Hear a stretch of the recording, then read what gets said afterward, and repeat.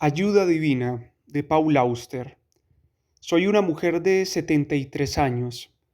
Durante los primeros 55 años de mi vida, fui víctima de terribles ataques de ansiedad.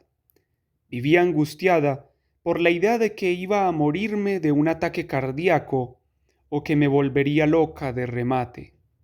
A pesar de todo, me casé y tuve 5 hijos, aunque ningún médico fue capaz de diagnosticar mi problema.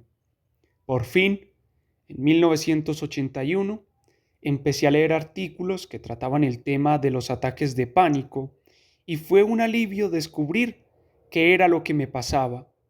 Con mucha ayuda por parte de mi familia y amigos, empecé a aventurarme en un mundo que me había aterrorizado durante toda la vida, pero unos años más tarde tuve que enfrentarme a un desafío que parecía insuperable.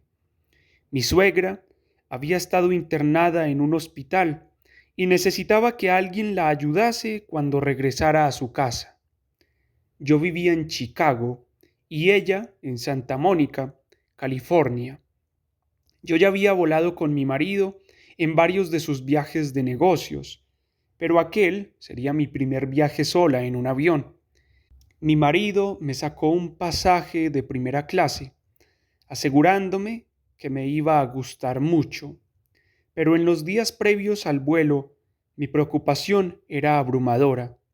Tenía pesadillas en las que me volvía loca y exigía al piloto que aterrizase y me dejase salir del avión.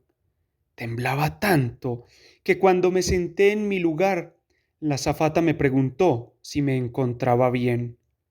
Me tocó un compañero de asiento muy agradable que me dijo que la película que iban a proyectar era excelente. Una vez que empezó, absorbió mi atención por completo.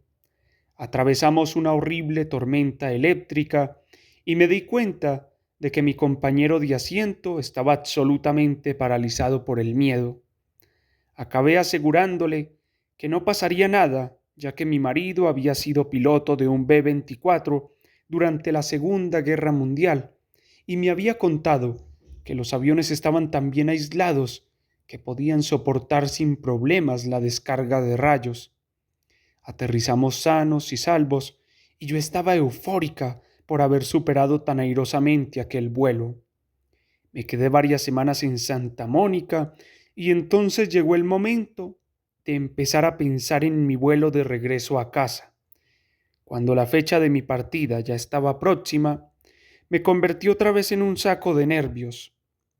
Pensé que tendría que llamar a mi marido y decirle que viniese a buscarme, pero aquello era imposible, así que volví a subir sola al avión.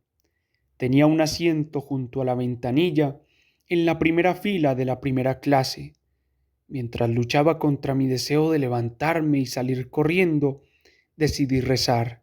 Dije algo como, por favor, Dios mío, ayúdame, pero ayúdame ahora, ahora mismo. Mientras estaba allí sentada con los ojos cerrados y las manos aferradas a los apoyabrazos, oí un revuelo en el otro extremo de la cabina de primera clase. Las azafatas estaban empujando unas cajas negras con ruedas hacia la parte delantera de la cabina, parecidas a las que utilizan los músicos y otros artistas.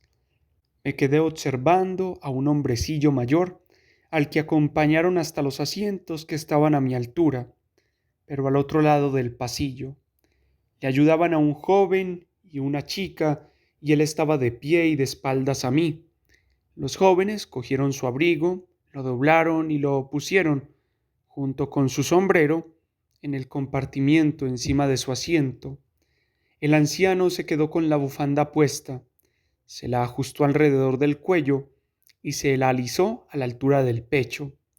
La chica se sentó junto a la ventanilla y entonces el anciano se volvió hacia mí y me dedicó la más hermosa de las sonrisas. Era George Burns. Hacía muy poco que le había visto interpretando el papel de Dios en la película Oh Dios. Yo había rezado muchas veces en mi vida pidiendo ayuda, pero Dios jamás me había respondido de forma tan espectacular.